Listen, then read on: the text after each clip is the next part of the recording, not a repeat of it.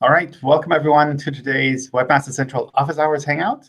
My name is John Mueller. I am a Webmaster Trends Analyst here at Google in Switzerland. And part of what we do are these Office Hours Hangouts, where webmasters, publishers, SEOs can jump in and ask their questions all around web search and their websites. Looks like a bunch of questions were submitted already. But if any of you who are here live want to jump in with the first question, feel free. Hi, John. Can you hear me? Hi. Hi, Nick. Hi. If you wouldn't mind, it's 1 in the morning where I am, so I'm getting ready for bed very soon. Oh, my gosh. OK. Anyways, I kind of submitted a question a couple sessions ago, and it was pretty broad, so it wasn't possible to go too in depth, which I understand. So I'll try to frame it like this, I guess. The website, that I run is basically, it has been around for quite a long time, like over 10 years, and it was getting what I would call pretty consistent performance in search until about the past year, where we were seeing precipitous drops, and now it's basically at 5% of the traffic it had a year ago.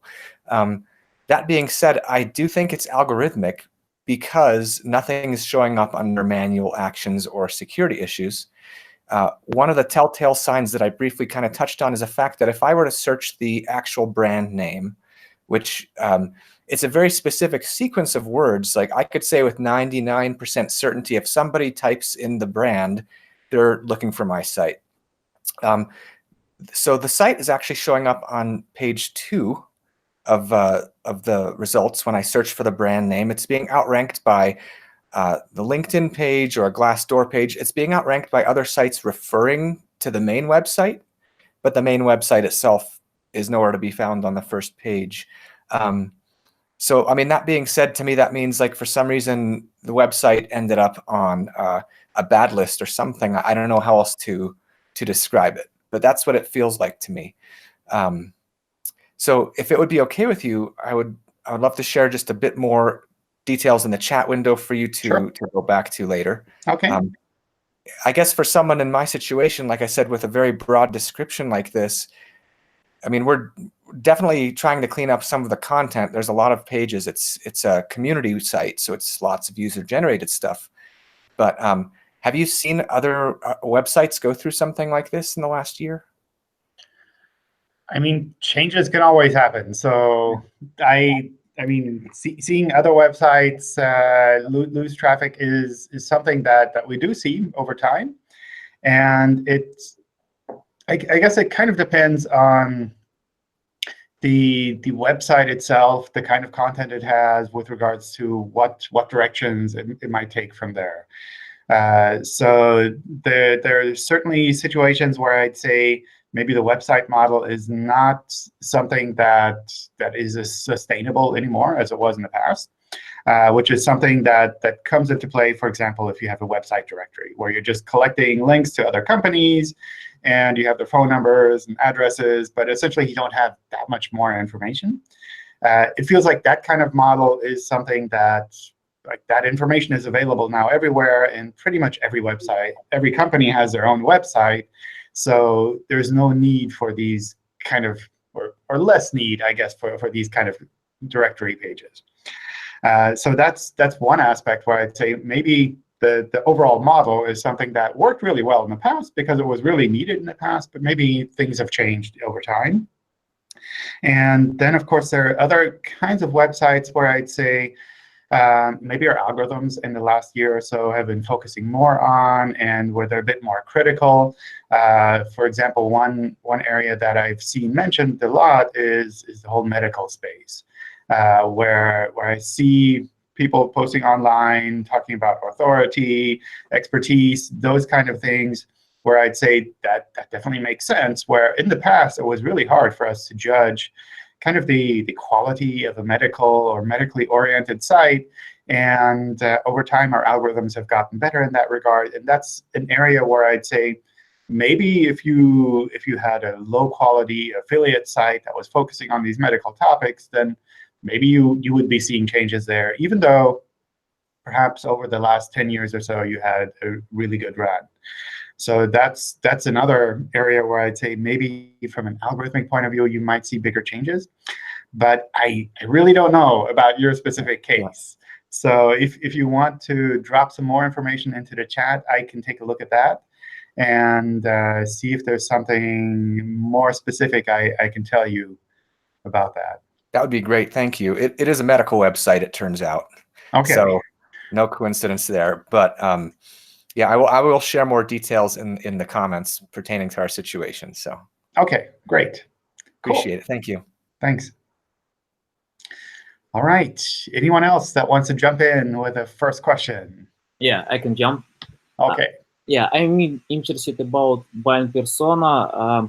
For example, in Google Ads or Facebook Ads or YouTube, when I set up paid advertisement, I can play, with age, with your occupation, behavior, for example, in YouTube, I was surprised when we provide Russian videos about SEO, about marketing, about head SEO, and I was surprised that I thought that my audience is older than 25 years, and I thought it's the same male or female, but it's not like this, and our audience is less than 25 years, I think like from 18 to 25. And yeah, of course, I limited to access to this ads. But what about Google? For example, if we have some keywords and we need to combine with user intentions, of course, I know about geolocation. Google considers this. But what about other, I don't know, like behavior, age, and these parameters? Google consider, I don't know, to use like different instruments like Gmail, I don't know, other. So I guess the question is, if we use demographic information for search results ranking, kind of. I know that you use geolocation, local search. But what about the user behavior, their age, their, I don't know, interest, hobbies? Google combines this information with, I don't know, personalization data. I don't know. I don't think so. I'm pretty sure we don't have anything explicit in our ranking systems where we would say, this person is a younger person, therefore we should send them to younger people-friendly websites. I don't think we would have anything specific there. It might be something that you would see from a personalization point of view on a per-user basis. Mm-hmm. But I don't think we would have anything on a demographic level when it comes to search ranking factors. Mm-hmm. Okay. It's an interesting question, though. Yeah, never thought about that, but I don't think we have anything specific in that area. Yeah, because in paid ads you can play, all the time to choose which audience you want to show your ads. But in Google, it means I need, because I can explain why I asked about this question, because we write blog posts and we want to write information to our persona, to have our readers, and to write to one persona, not to crowd. And and I mean, it's interesting how I can combine my blog posts with this persona and user intent with Google. Yeah, I think that's something that you can definitely do. Not specific that we would use it as a ranking factor, but if you can target your users better and write for your users well, then I think that's something where you'll have success regardless of how we use that as a ranking factor. Mm-hmm. Okay. I think it's a good approach to take those different things, especially if you have a YouTube channel that kind of aligns with your blog, then maybe you get some more information on the demographics of the users there. I suspect you also get some of that in Google Analytics or in other analytics packages, but I don't know the details there. But I see that all data are different and all audience are different on YouTube, on Facebook, on Google. I don't see one audience, you know. Okay. They have different mood, and perhaps it influence, yeah. And I'm interested about SEO. Of course, I can check in Google Analytics this data, but you know, I want to provide value to this to my readers. If Google considers, if Google doesn't consider, I got it. Okay, thank you. Yeah, yeah. Cool. All right, let's see what kind of questions we got. Patrick asks where his favicon is. I think that's one question that's been running around for a while. So we recently started showing the favicon in the search results, in the mobile search results, and it looks like people are trying different things out. I think in general that's okay. We have some guidelines with regards to what to watch out for, and we generally work to update the favicons automatically. So if you decide you want to change your logo or the favicon, then that's totally up to you. I have a client website which is in the plastic surgery industry, and the homepage contains a gallery of before and after photos to help sell potential results that they can achieve. I found the homepage is almost non-existent in the index when the gallery is on the page, and after removing it, the homepage ranks again. Can you elaborate on the level of nudity or skin showing the systems? Or like, what can we do to avoid this? I don't know about your specific That's site. my question, if you have any specific questions. Cool. So I don't know exactly how it is with your specific site, but I've seen this kind of theme come up before with regards to especially plastic surgery websites, because that seems to be where you tend to have that more.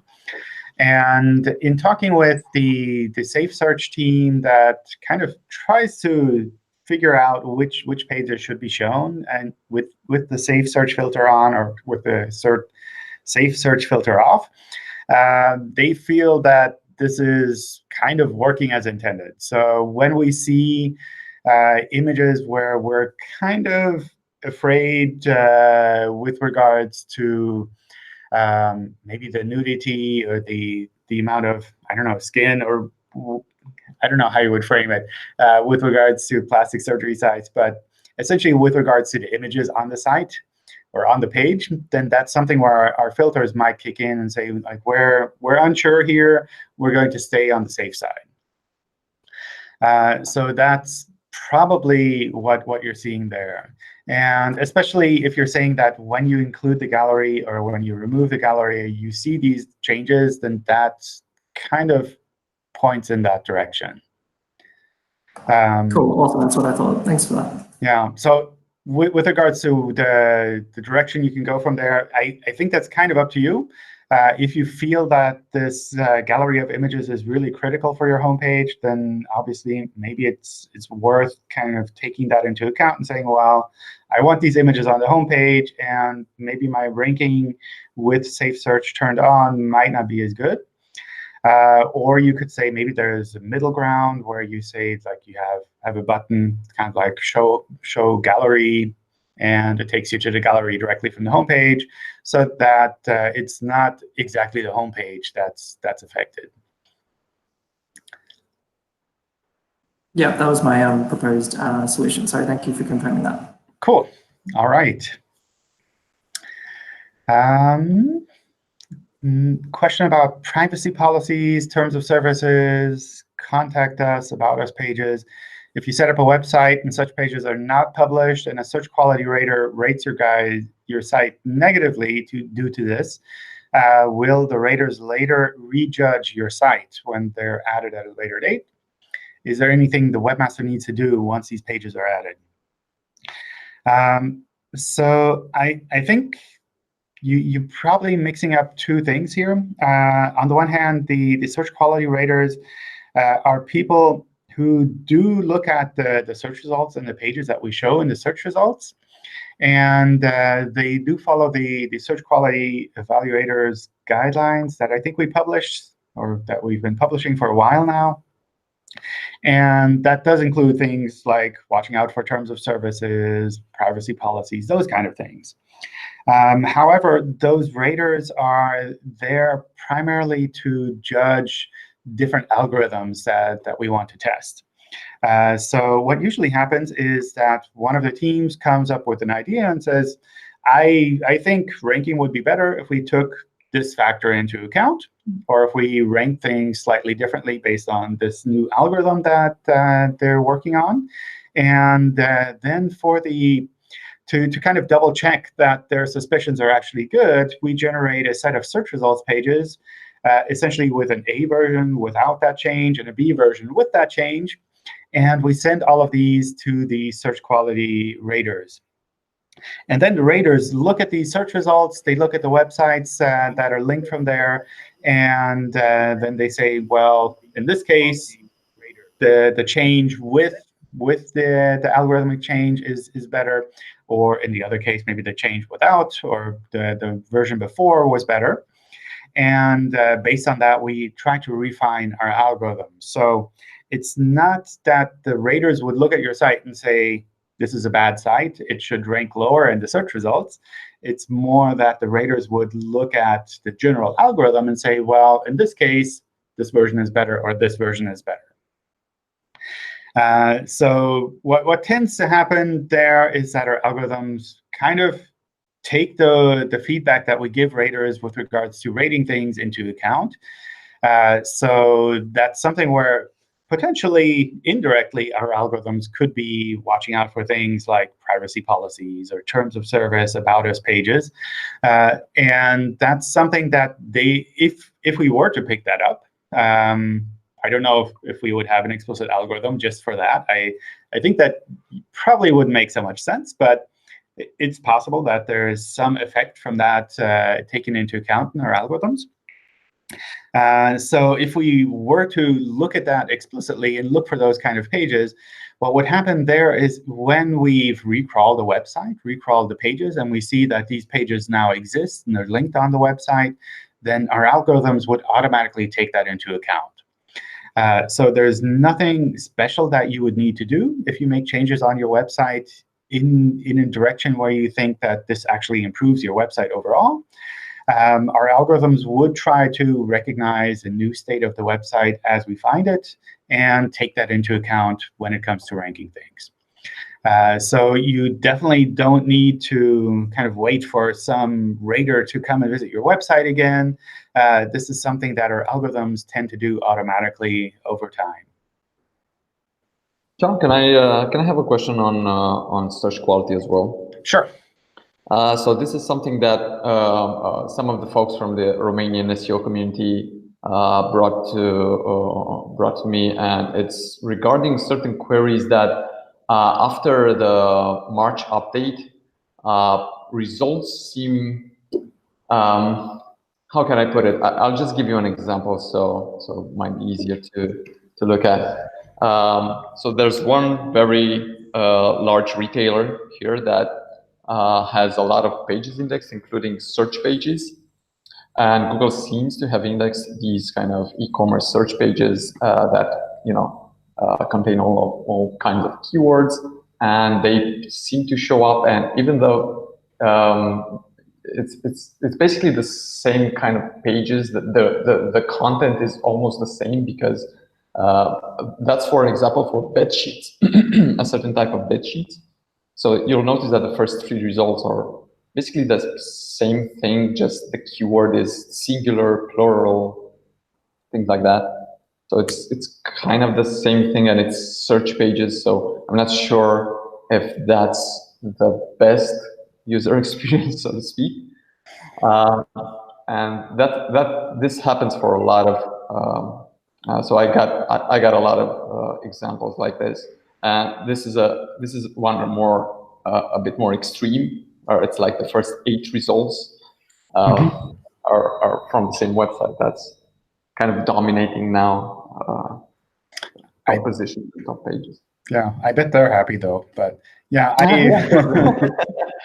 yeah, I'm just not sure is there really no other website that's good enough to go against almost duplicate pages? Yeah, I've heard this before. I think specifically about Romanian websites, maybe some other country as well, where we, especially with some of the quality updates that we made, I think over the course of this year, earlier this year, where people have been complaining and saying that the quality overall isn't as good as it used to be.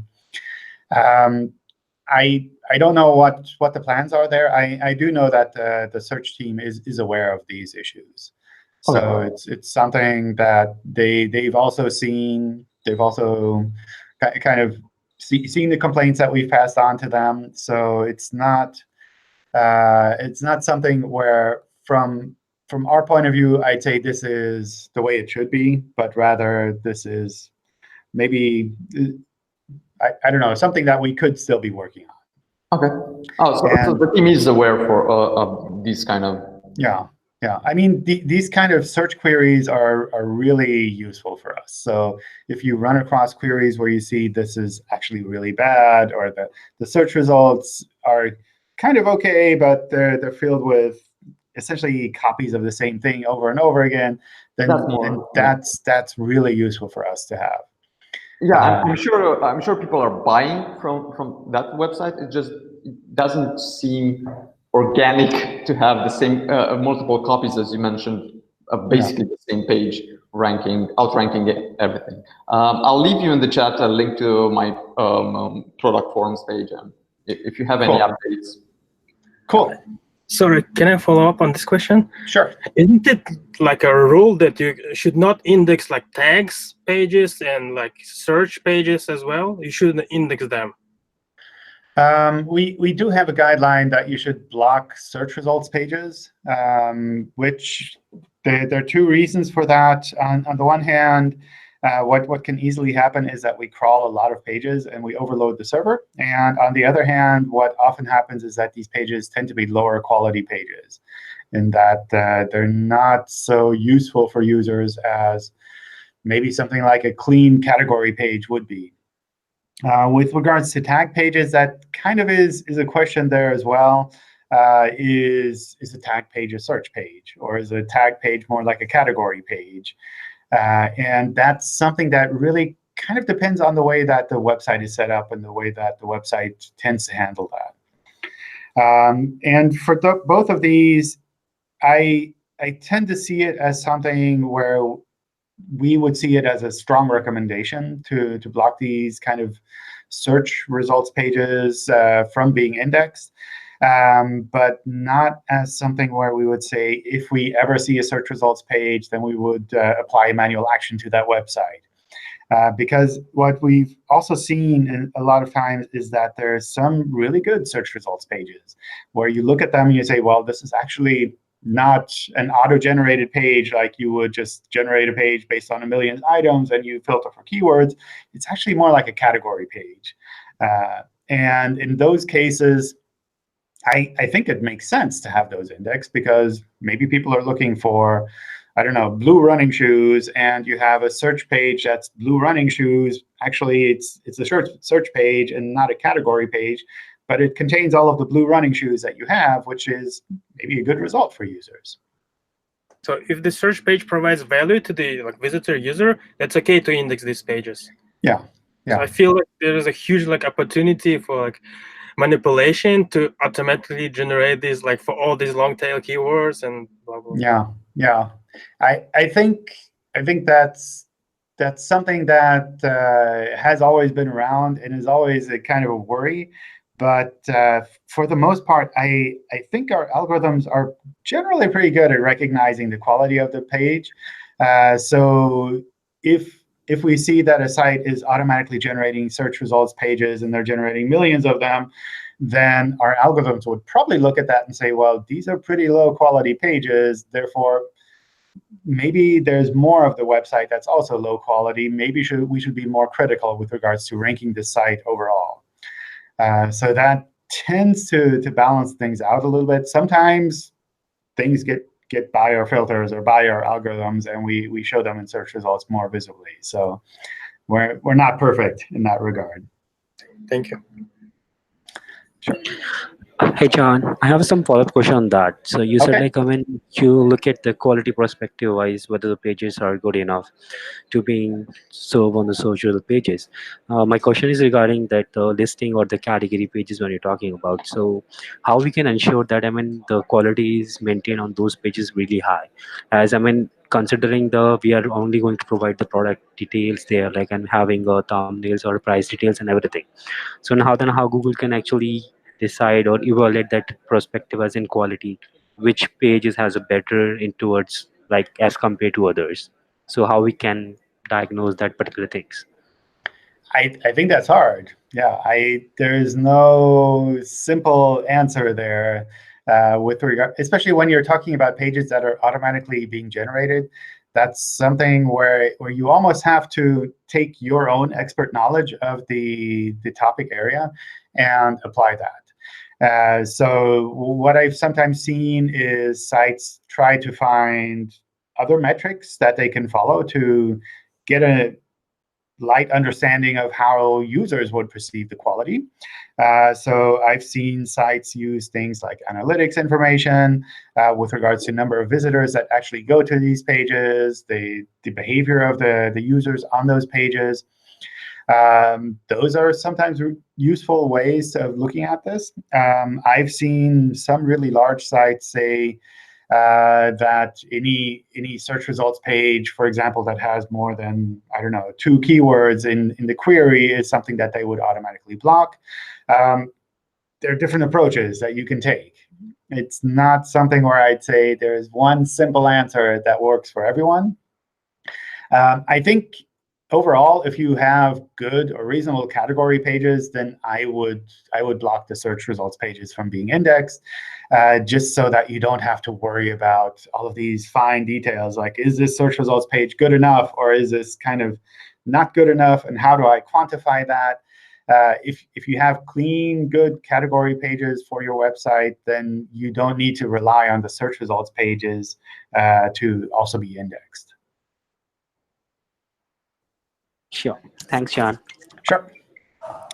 Can I jump in with the next question? All right. Hi. Sorry to jump into the second one, but I've got a website that I've been battling with for about the last 6 months. I've just posted the question and the link to the website. It's called rockend.com.au in the chat. So I have 301 redirected the homepage. So if you go to rockend.com.au on any variation, it's 301 redirects. And I've completed the change of address from Google Search Console. Yet if you do a site:rockend.com.au search, the homepage and a lot of the other pages it still has is still in the index. And you kind of help me diagnose that, if whether there's something we can do now or if there's something we can do privately, because this has been breaking my brain. That's probably normal. So the confusing part there is when we process a redirect like this, we still understand that the old site is associated with these new URLs. So what tends to happen there is with a site query, when you explicitly look for the old site, we'll say, well, we know this old site. And we still have a bunch of these URLs in our memory, so we'll show them to you because you're explicitly asking for them.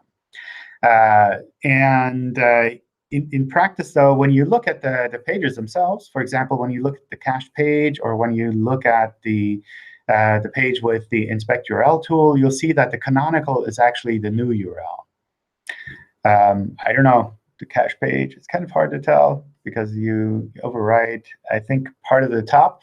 But in general, what you'll see is that we've moved on to the new URL as the canonical URL, which means we've processed the site move. But if someone explicitly asks us for the old domain, then we'll still show it. So essentially, it's working. It's probably working OK. I don't see it offhand, but it's probably working OK. And just because you're seeing the old site in the site query doesn't mean that the old site is still the one that's being indexed. So a simple way you can double check as well is to just search for like the page title. And when I try that, I get the .com version. So I think your site move is OK.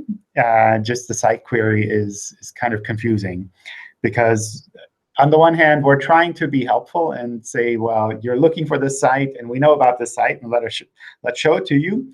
On the other hand, you're looking at those results and saying, I'm trying to diagnose a specific situation based on these results, and that's not something that you'd be able to do with a site query there.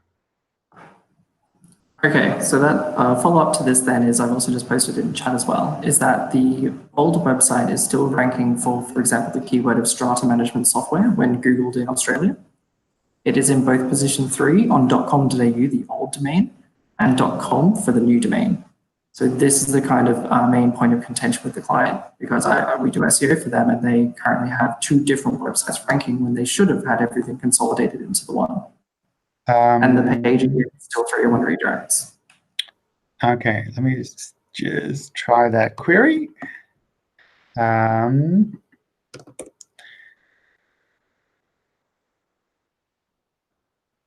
I just see the .com. Oh, OK, further down.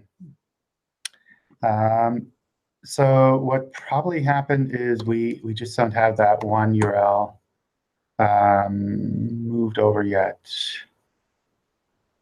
So let me just double check. I mean, if it's redirecting, then that's generally not a problem. But so my theory behind this is that it currently, if you click on the URL and search results for the .com.au, it 301s to rockend.com.au again, and then it 301 redirects to .com. So it might be something broken there. But yeah, I still feel that it's in position 3 and 6, so ultimately the client's not really complaining. But I want to make sure that .com is the only one in the actual search results at the end of the day. Yeah. I think what you could probably do is use the inspect URL tool and submit that URL to be recrawled and reprocessed. That would probably pick that up. What I expect would probably happen here, though, is that extra listing that you have kind of in the 6th place with the .com.au would disappear in favor of the .com version, which I don't know. I mean, the ranking would be OK. I think that would be fine. It's just that you don't have 3 listings shown for that query and just would have 2. So I don't know if you would be much better off by forcing that over, but it'll happen anyway over time. OK, so the website was migrated 6 months ago, and the .com.au, the old domain, is still in position 3. So you're saying that if the change of address was completed successfully, the 301 redirect is still in place correctly, even if there is a redirect chain, that eventually Google would pick it up. And if I want to force it across, I should inspect the URL in Google Search Console, the new one, yeah, and test the live URL and request indexing of it. Is that correct? Yep. Yep. Awesome. Thanks for that. Cool. Sometimes a bit tricky with individual URLs, but site moves can take a bit of time, and depending on how things were set up and when they were set up, that might take a bit.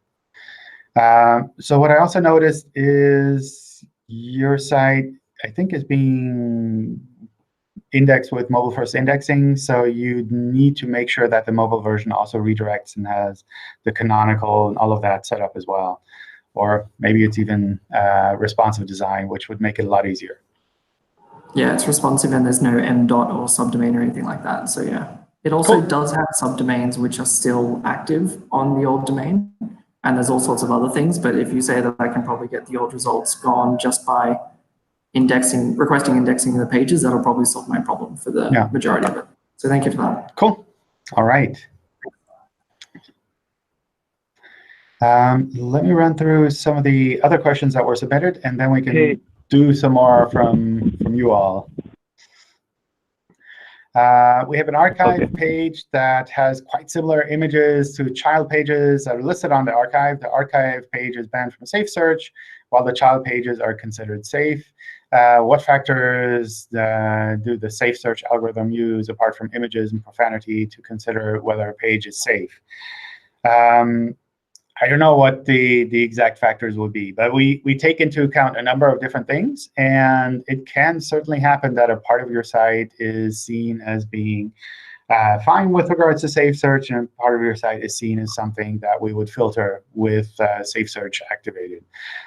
So usually what I recommend doing there is making sure that you have a clear separation of this kind of content, so that it's easier for algorithms to say, well, everything in this folder here can be filtered by safe search. Everything in the rest of the site or in this other folder here is generally family-friendly or safe search-friendly content, and we'd be able to show that appropriately. So that's probably the direction I would head there. It sounds like your content is kind of borderline with regards to how our safe search algorithms might look at it, which is fine. I mean, sometimes there's content out there like that.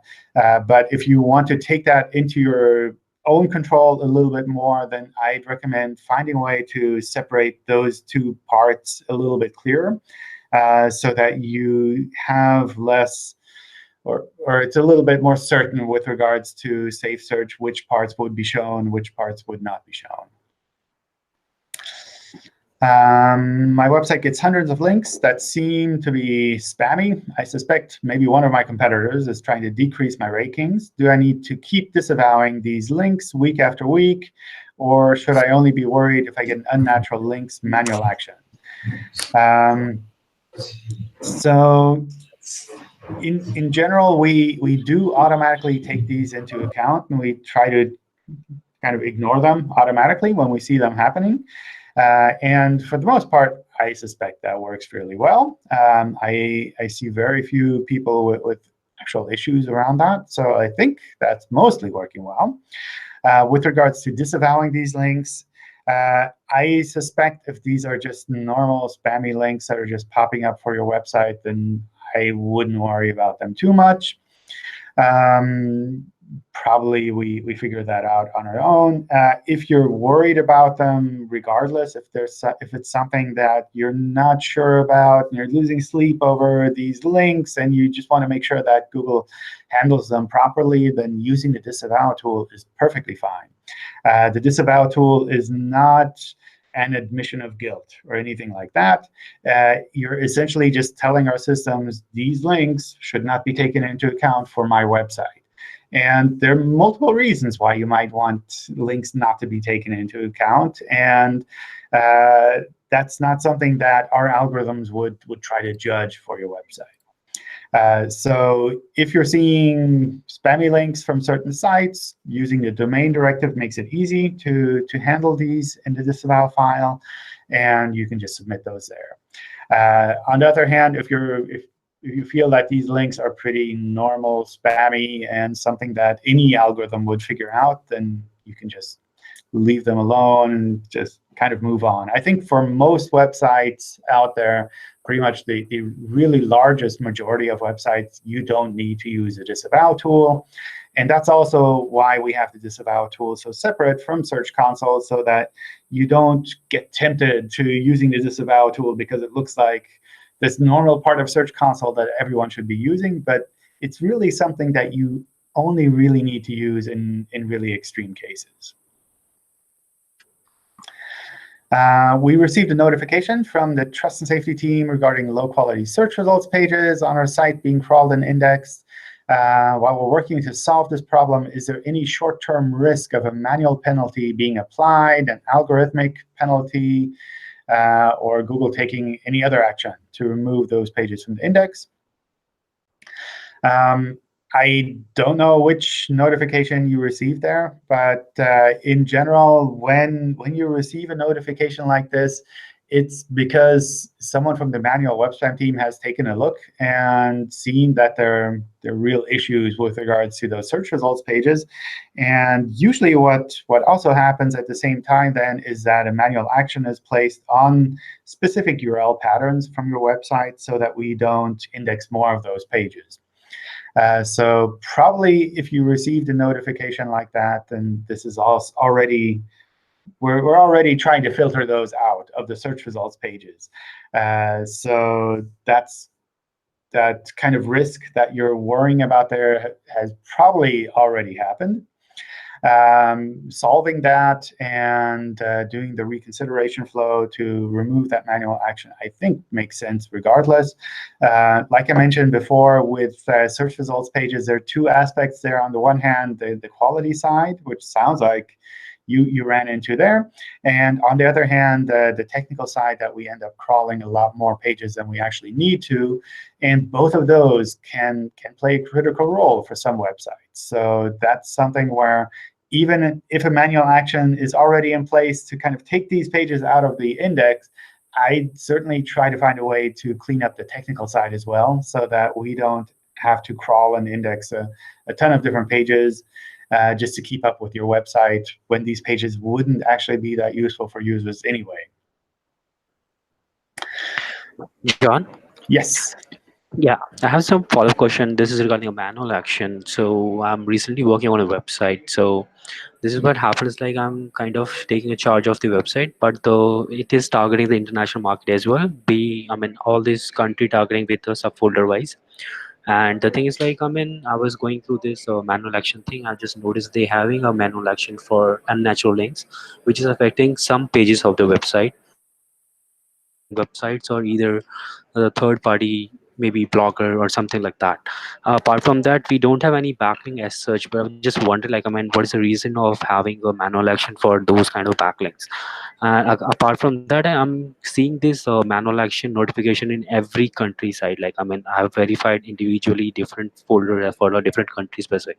So I'm getting this manual action for each and every country. So having a manual action for the main.com will going to affect my other subfolder structures as well. So are they subfolders or are they different domains? Yeah, they are subfolders. Okay, yeah. I mean, if they're subfolders, then that would kind of make sense to show that in the, because it's essentially the same domain. So showing the same manual action there, I think, would make sense. There are two places where I remember where we take this kind of targeted manual action with regards to specific pages and specific links on a site.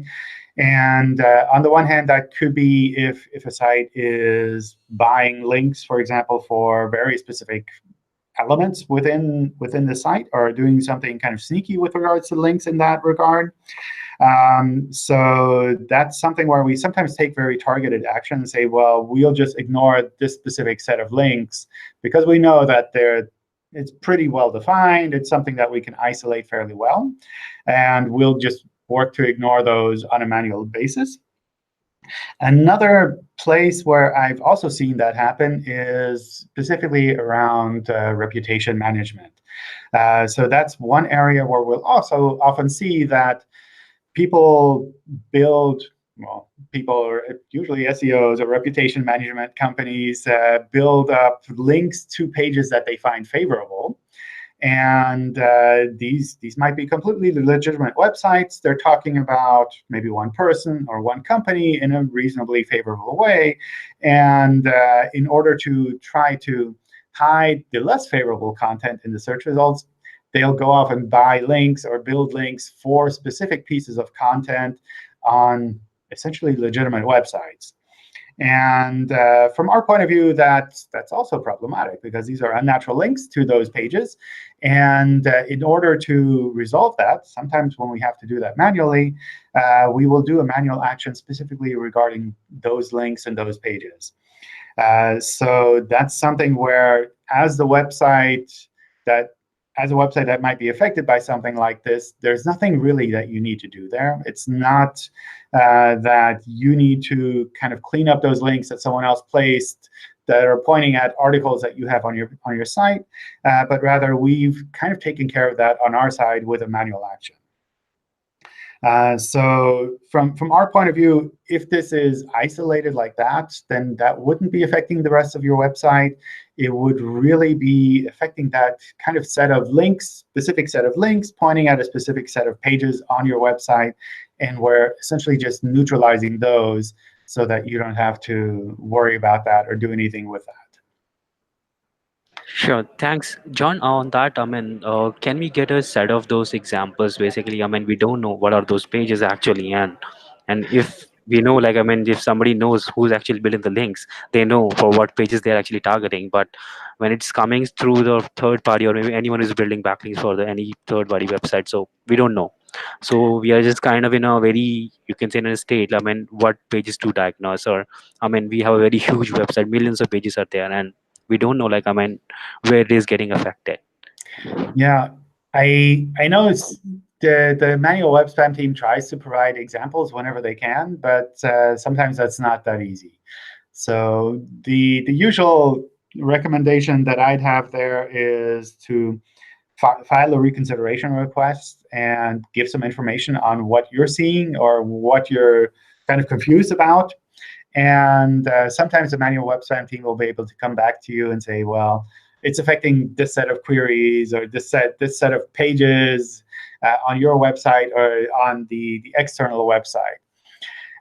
So sometimes they can come back with that kind of information. It's not guaranteed that they'd be able to do that.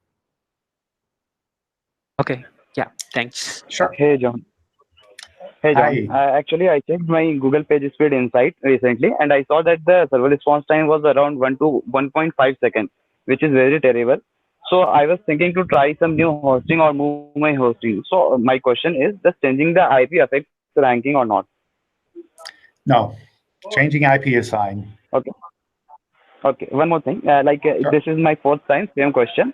The images are still not indexed, and I am unable to find any reason. Like, I am serving the latest version of the image, WebP version, and everything is fine. But still, the images are not getting in the Google search result, and the old console was able to show us whether the images are indexed or not. But in this search console, there is no option whether from which we can look at it. So what can I do right now? It's been more than 1 month. What do you mean more than 1 month? The images, all the images are de-indexed. Only the author images which are hosted on grafter or the site is on WordPress, only the author images are available on the Google Images.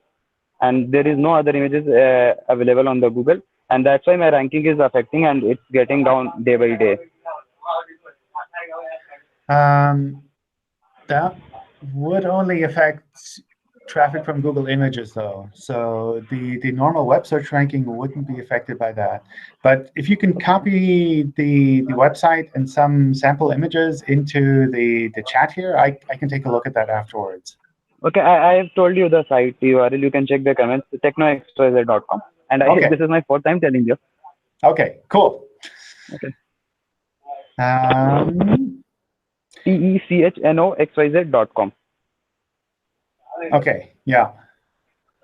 There is no manual action and no messages in the Google Search Console regarding this. All right. Let's see. In reference to recent announcements on mobile-first indexing for new sites, does this come into play for new sites or only for new domains? Important to know, since the default states for new websites will be mobile-first indexing, since I'm considering redesigning my site. It's specific to new domains. So essentially, what is happening is we're shifting from a model where we have a list of all the domains that are already on mobile-first indexing to a model where we'll have a list of all the domains that are not on mobile-first indexing. So anything that is new will be processed with mobile-first indexing by default. So if you're doing a redesign, if you're launching on a or kind of revamping on a separate folder on your website, or even on a separate subdomain of your website, all of those would still be seen as being part of the old domain. So whatever your old domain status is would play a role here. So if it's already moved to mobile-first indexing, then that redesign will be moved as well. If it hasn't moved to mobile-first indexing, then that redesign, that change on your website, would also not be under mobile-first indexing. And as we've talked about before, it's not that mobile-first indexing is a ranking factor. So it's not that you need to be in mobile-first index in order to be competitive. but rather this is more of a technical thing on our side with regards to how we crawl and index the content from your website. I have a publisher who has a site on WordPress. They're considering disabling a heavy plugin to bots only to improve page speed scores. The plugin makes no visual changes. Would that be advised or not recommended? If you have a plugin that doesn't make any changes, then personally, I would remove that because usually the less overhead you have with regards to code that's running on your server, the less you have to worry about. So specifically with regards to maintenance, but also speed, like you mentioned here, those are two aspects that I think are pretty critical. So if you have a plugin that isn't doing anything useful for your site, then maybe it makes sense to disable that. Working for a publisher, with regards to URL structure, we're using very short URLs like domain.com/1234. They're easy to share, and but the URLs for news articles don't contain keywords or similar information. Many SEO agencies have pushed us to have speaking URLs, so with keywords in them. In case the speaking URLs get generated by titles, which contain numbers that change after a while, the editor made a typo. A few minutes later, the URL could change as well. This is why we decided to use just IDs. Which URL structure would you recommend for news articles? And is it advisable to change the whole URL structure to speaking URLs, though it would be necessary to implement redirects for all existing articles? So generally, in talking with the team on our side, they've always said that you don't need to have keywords and URLs, and they're essentially equivalent on our side. So we use URLs primarily as an identifier.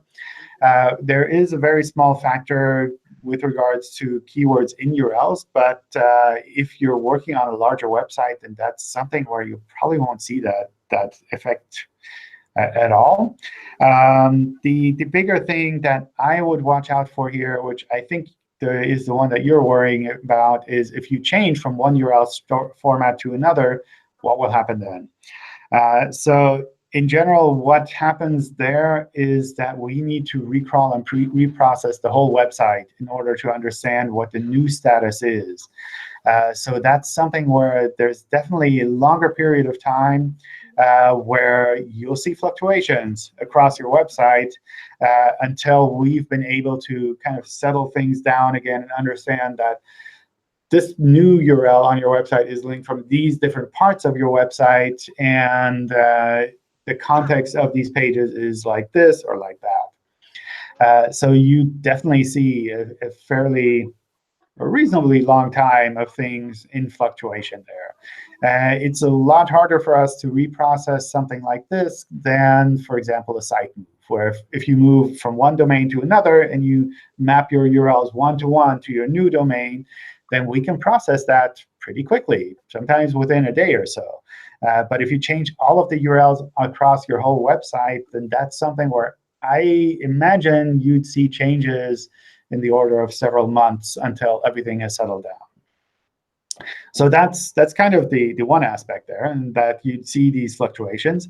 The other aspect that you might see a very minimal change in the end, it kind of also comes into play there. So that's more a question on your side. Are you willing to take into account that maybe for a couple of months things will be fluctuating quite severely, just so that you have this potentially improvement with regards to some keywords in your URLs? So that's kind of tricky. I don't know which direction I would take there.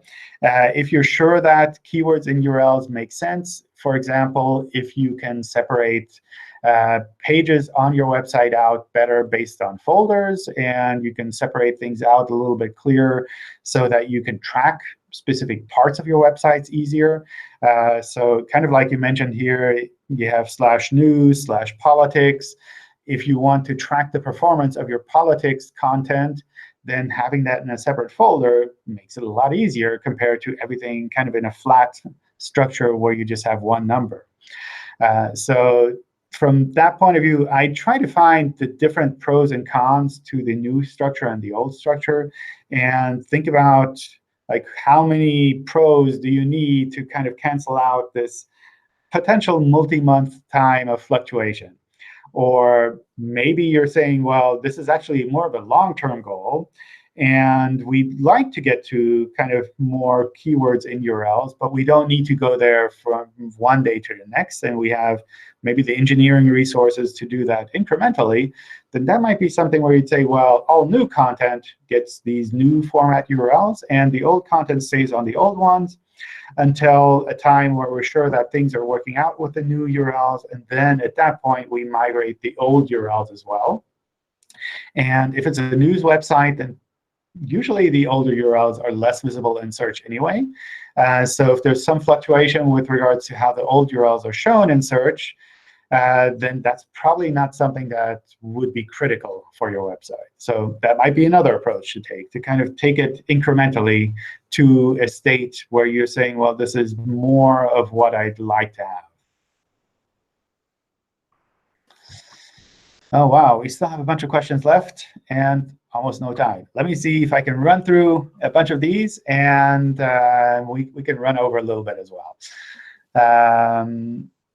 You mentioned hidden content and ranking and not being able to use that for kind of snippets.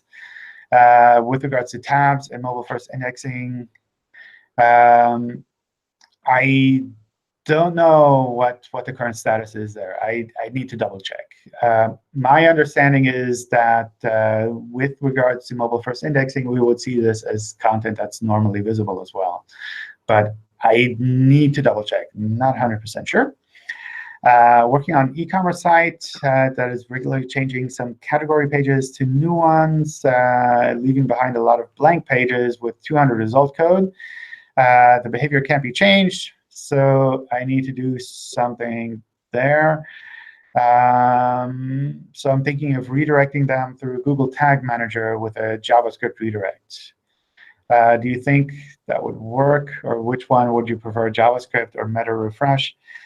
I think JavaScript redirect would be preferred there. We'd probably pick that up, but especially if you're going through Google Tag Manager and a JavaScript redirect, then that's something that would take a bit longer to process than a clean server-side redirect. So depending on how big of this problem this actually is for your website, it might be worth trying to find a way to do that server side. If this is more of a cleanup thing that you think you'd like to do in the long run, then maybe that's OK to just leave it like this. I social bookmarked my site. After 1 week, I noticed that the site which I bookmarked has me marked as spam. So do the pages have any effect on my ranking? I don't think those pages would have any effect on your ranking, because probably we're also ignoring those social bookmark sites, the links from there. That's a really, really old SEO strategy, and we have a lot of practice in recognizing those kind of links and just ignoring them. When will the Speed and Search Console tool get updated with the evergreen Googlebot? Any timeline? I don't know. I know the team is working on that, so I wouldn't expect it to take too much longer, but I don't have any specific timeline. Question about Google News. I saw a big drop in news since the second week of March and kept declining ever since. I don't know about Google News and how that would play together. With regards to being penalized from Google News, I suspect if that were the case, then you would not see your site at all in Google News. It wouldn't be that it would just be ranking lower in Google News. But I don't really have much insight into the Google News side. Can you confirm that links, top link pages externally in Search Console does not include 404 URLs linked externally? I think it would be very useful to discover broken links from Search Console, something that we can only do with external tools. As far as I know, the linked pages would not include links to 404 pages, at least not to 404 pages that we know about, because what would happen, or what needs to happen with regards to links, is we have to have one page that is linking, like where the link is coming from, and a link destination. And if we don't have either of those, then essentially that link is not something that we can track in our systems, or that would be useful to track in our systems. So for that, probably using external tools is an option. Is it a good idea to use my PPC landing pages to rank for local areas? Maybe. That's kind of up to you and what kind of landing pages you have. But what I've seen sometimes is people using PPC or similar topics to test landing pages and see how to create landing pages that perform really well, and then to update the normal search ranking pages as well to kind of that newer model. Half my pages are shown in crawled, currently not indexed. It's quite a long time now. I'm guessing it's because of low-quality content, but I'm not really sure. Is there any way to check the reason why it's not indexed and how to resolve that? No, there's usually not really a way to double-check the reason why it wouldn't be indexed. It's completely normal that we don't index all pages on a website. So just because you see a large chunk of pages that are either crawled, currently not indexed, or I think the other one is submitted and not indexed, that can be completely normal. If you're worried about the quality of your website, then usually that means there is something with regards to quality that you can improve. And we do try to take into account quality when it comes to picking which pages we want to have indexed. So that could be something to focus on as well. Obviously, that's kind of tricky because if we're not indexing those pages, we're not taking the quality of those pages into account either. So you need to focus on the quality of your website overall, not just the quality of the pages that are currently not indexed. Can anyone tell me how different is hosting from a free hosting like Blogspot than from a paid hosting? Will it have any effect on my search results ranking? Is Blogspot considered inferior to hosting with WordPress? So these are all different ways of hosting a site. Usually what the big difference there is with regards to the free kind of platforms or the simpler platforms and something like WordPress is with regards to the flexibility and the customization opportunities that you have there. So if you just want to have a website out there and you just need to have your content visible at all, then using any of the platforms out there is usually a good idea. But if you need to do something very specific, if you want to track things in a very specific way, if you're, I don't know, collecting leads in a very specific way, if you need to do something fancy with regards to multilingual users or users in different countries, then that's something where having your own hosting, maybe on WordPress, maybe on some of the other platforms out there, can make a lot of sense. So that's usually the way that I would look at it there. If you're not sure, what I'd recommend doing is setting up your own domain in any case. That's something that you can do with most of these free platforms. And when you're using your own domain, if you later switch to a more customizable platform like WordPress or anything else, then you kind of keep all of your content and keep all of the URLs, and you can just move on to the new platform. So that makes it a lot easier to migrate. And that way, you can kind of work with the free platform. You recognize where the limitations are, where you'd like to do more than what is possible. And if you find a different platform that offers all of those opportunities that you're looking for, then maybe at that point it makes sense to move on. But it's certainly not the case that there's any inherent SEO advantage to any of these platforms. Your content is hosted. We can access it. Users can access it. So from that point of view, that's all fine. Is it a good idea to block a certain URL from being crawled, or is it better to let Googlebot decide and use the configure URL parameter tool? The URL parameter tool is a great way to give us hints about which URLs or URL patterns you don't want to have crawled, but it's not the same as a robots text file. So if you need to block crawling, for example, if your server does something that takes a lot of time to be processed when we access the URL, then that might be something where you want to use the robots text file to really be clear and say, I don't want you to access these URLs at all. How can we report manipulated structured data? The spam report page has no relevant category. There's a structured data or rich snippet spam report form that you can use. For single pages like About Us, is it recommended to use rich snippets for the single article on the page or not? Totally up to you. That's something like an About Us page. If you have a structured data type that fits that, I think that's fine. I don't think you'd see any special handling in the search results with regards to using just article markup, for example, on a page like that.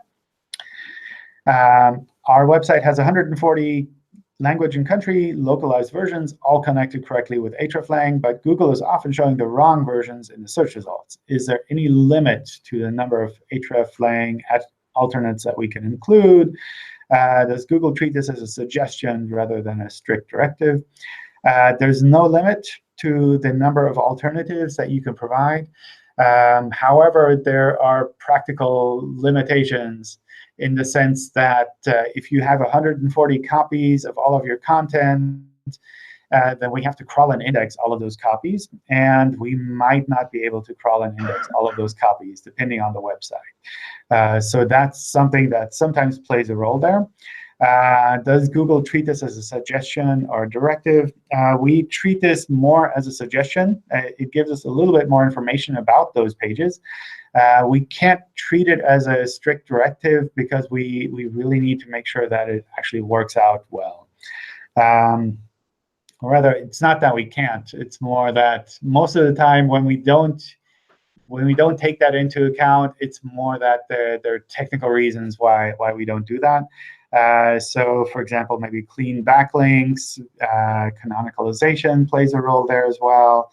Then the general setup of the hreflang constellation is something that often plays a role there.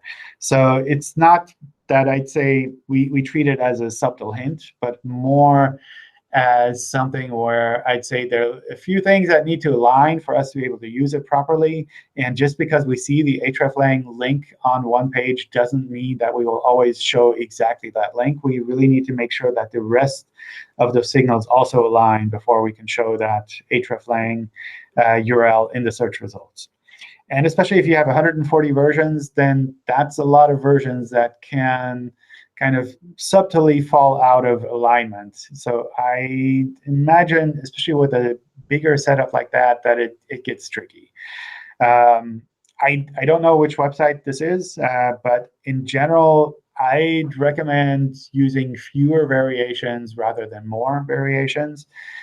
So in particular, if you have the same language content for a number of different countries, and you don't really have anything specifically country dependent on those pages, then I'd recommend folding those together and just having one really strong language version rather than having all of the individual country versions.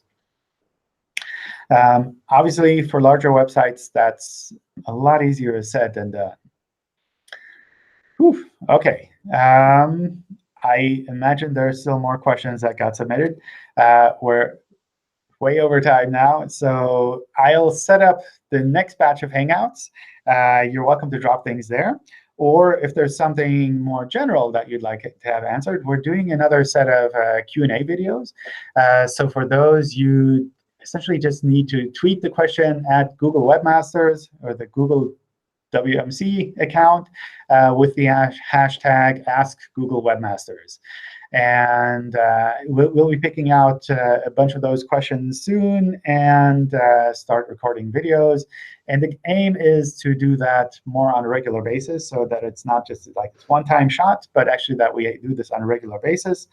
And these are specifically more like I guess, general questions that are easier to answer, where the question fits into a tweet, which are not site-specific, and where we can kind of formulate a general answer that would be useful for everyone. So you're welcome to do that as well.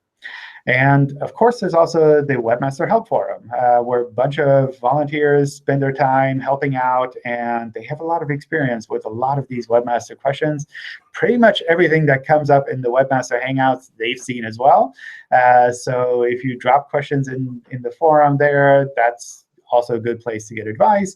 Or if you've been following these Hangouts for a while, you can probably also help out in those forums and help to answer a lot of the questions that are dropped there too. Oof, OK. So I think with that, let's take a break here. It's been great having you all here. Thanks for all of the tons of questions that were submitted this time. And I wish you all a great weekend. And hopefully, we'll see each other again in one of the next Hangouts. All right. Bye, everyone. Thanks, John. Bye. Have a great day. Thanks, John. Bye. Bye. Thanks, John.